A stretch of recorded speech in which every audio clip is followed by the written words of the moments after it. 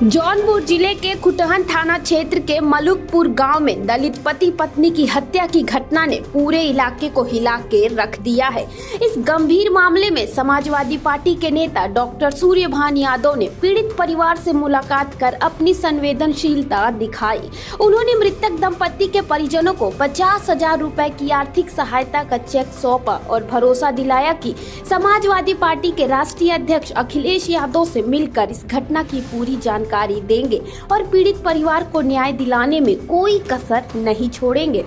Doctor Suryabhan ने सरकार पर सवाल उठाते हुए कहा कि योगी सरकार की जीरो टॉलरेंस नीति सिर्फ दिखावा है। उन्होंने पूछा, क्या बाबा का बुलडोजर सिर्फ गरीबों और कमजोर तबके के लोगों पर ही चलेगा या फिर गला घोंटकर हत्या करने वाले आरोपियों के घर पर भी कार्रवाई होगी। उन्होंने प्रदेश में बिगड़ती कानून व्यवस्था पर चिंता जताते हुए इसे पूरी तरह से विफल करार दिया है। डॉक्टर सूर्यभान के इस कदम की पूरे शाहगंज विधानसभा क्षेत्र में जमकर सराहना हो रही है। लोग कह रहे हैं कि वे हमेशा क्षेत्र के गरीब और कमजोर वर्ग के लोगों के साथ खड़े रहते हैं। क्षेत्रवासियों के सुख दुख में उनकी तत्परता और सक्रियता ने उन्हें जनता के बीच एक मजबूत और लोकप्रिय नेता बना दिया है।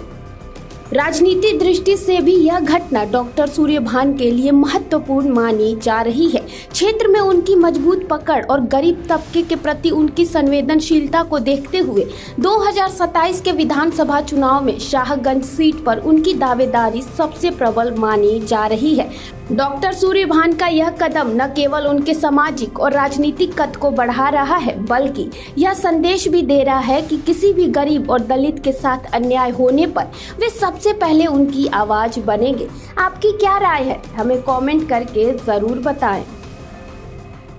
जांच कर रहे थे, अभी यहाँ पे आया हूँ मैं। यहाँ परिवार वाले कह रहे हैं कि जो सीओ साहब दिन रात लग के जांच करा रहे हैं, लाश मिली है, उनको अचानक जांच से हटा दिया जाता है। भाई जब ये संतुष्ट हैं, आज तक तो हमने यही सुना है कि जांच से उसे हटाया जाता है जो किसी घुसखोरी में लिप्त हो या जांच सही से नहीं कर रहा हो। जो आदमी संतुष्ट होकर इनसे पहले बता रहे हैं कि 3-3 बजे रात में घर आ रहे हैं, 4 बजे वहाँ बासुपुर हाइट पे जहाँ पे लाश फेंकी गई वहाँ पहुँच के आदमी गोताखोरों से खुजवा रहा है, आप उसको जाँच से क्यों हटा रहे हैं? कहीं न कहीं इसमें संलिप्तता है, किसी न किसी का हाथ है। मैं तो यही कहूँगा, अपने राष्ट्रीय अध्यक्ष जी श्री अखिलेश यादव जी से इस घटना के बारे में चर्चा हुई। उन्होंने तुरंत कहा कि डॉक्टर साहब, ये पूरे प्रदेश का हाल यही पड़ा हुआ है, पिछड़े दलितों के साथ जो अन्याय हो रहा है उसका केवल एक ही समाधान है कि अब जब 27 में मिलजुल के सबके साथ जाइए, उनके दुख में कंधे से कंधा मिलाइए, उनके जो है दुख का बांटिए। भाई जीवन तो किसी को नहीं लौटाया जा सकता, लेकिन उनके यहाँ जाइए और जो भी आपसे संभव हो सके मदद करिए। और जाँच में जो हमारे लायक कोई बात होगी तो मैं DGP से बात करूँगा और उनको जो पीड़ित पक्ष है, जो बच्चे हैं, उनके माँ बाप की हत्या हुई है, उनको न्याय दिलवाने का पूरी कोशिश करेंगे। हम बात करेंगे, भाई उनके अधिकार में जो आएगा वो करने के लिए सब तत्पर हैं। लेकिन ये सरकार जो है ये दलित विरोधी, पिछड़ा विरोधी सरकार है। बेरोजगारी से युवा त्रस्त है, एकदम किसान बेचारा परेशान है। बस केवल उन्हें जो है कुछ चीज़ें दिखती हैं केवल सोशल मीडिया पर हाई करने में कि देश विदेश के लोग आ रहे हैं।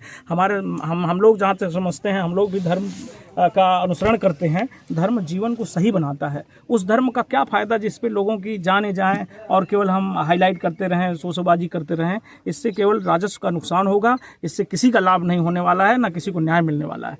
मैं तो यही निवेदन करूँगा कि ऐसी जो दलित पिछड़ा विरोधी सरकार है, युवाओं की विरोधी है, भ्रष्टाचार को एकदम फलित कर रही है और किसान विरोधी है, उसको जड़ से उखाड़ के फेंक देना चाहिए। और मैं अपने राष्ट्रीय अध्यक्ष से फिर अब आज मिल के यहाँ से जा रहा हूँ, उन्हें बताऊँगा। DGP साहब से बात करके जो CO साहब जांच कर रहे थे वही जांच करें और जो पीड़ित पक्ष को न्याय मिले और जो दोषी हैं उनको कड़ी से कड़ी सजा मिले। सहयोग राशि साहब के द्वारा दी गई, चेक दिया गया है, कितना अमाउंट है? पार्टी की तरफ से या व्यक्तिगत दे रहे हैं? भाई पार्टी का आदेश है और माननीय राष्ट्रीय अध्यक्ष जी से मिले थे, उन्होंने कहा जो संभव हो सके आप भी मदद करिए, लोगों से मदद कराइए। अब हम हर जगह तो पहुंच नहीं सकते, हमारे लोग जहां जहां हैं वो लोगों को मदद करें, उनके दुख में कंधे से कंधा मिलाएं, उनसे जुड़ें और मदद करें। 50,000 रुपये की राशि है और बाकी बच्चे हैं हमारे अपने विधानसभा के, हमारे गाँव के बगल के हैं। हम लोग तो हमेशा सुख दुख में इनके खड़े रहेंगे, यही आश्वासन दिया है मैंने। भाई जीवन तो हम लौटा नहीं सकते, बस यही उम्मीद करेंगे कि इनका जो भी कुछ दुख हम लोगों से कट सके उसके लिए मैं तत्पर रहूँगा ऑलवेज।